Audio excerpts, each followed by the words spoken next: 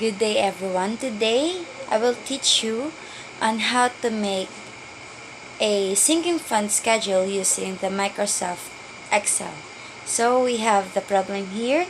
Mr. Kurt Russell repays a loan of 880,000. What monthly deposits into a sinking fund earning 8% compounded quarterly in 8 years? So we have the given here, the initial amount is 0.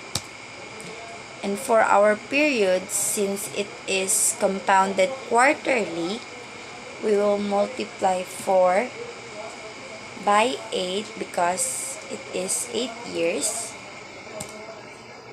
Oh, but don't forget to put an equal sign to every number. So for our rate, equal sign. Since 8% is also equals to 0.08, we will divide it by 4 since it is compounded quarterly. So here it is our rate. And for our final amount, 880,000. And for our payment, put an equal sign. PMT, open parenthesis. We have a formula here below, which is the rate, comma, the period, comma, the initial amount, comma, but before we click the final amount, we will put a negative sign. Click the final amount, comma, then put a 0, then close parenthesis. So that is our payment now. So as we can see here, we have 832 periods. We'll start at first period. So our initial amount is 0. And our payment is 19,897.33. Click that cell. And for our interest, as you can see here, that interest is equals to initial amount times the rate. And for our final amount, it is equals to sum of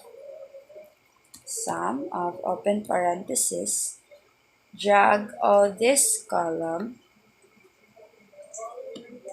close parenthesis, enter. And for our second period, initial amount in the second period is also the final amount of our first period. So it is equals to this cell, enter. And to make your time less consuming, put an equal sign and make a magic. Click this cell and put a dollar sign before and after the letter. Enter. And for our interest, initial amount times the rate.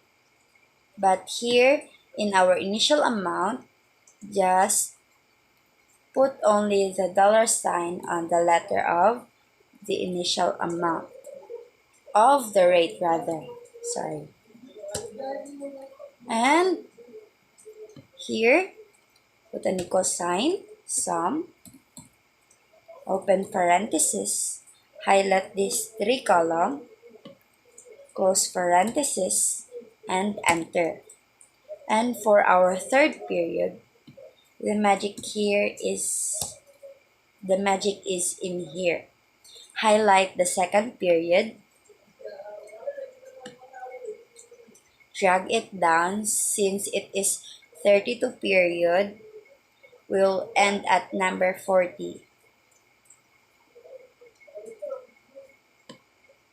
So as you can see here, it ends 800,000 rather, 800,000, 880,000 rather, 880,000. And as you can see here, at our problem, our future value is 880,000. So it is right. And that would be all. Thank you.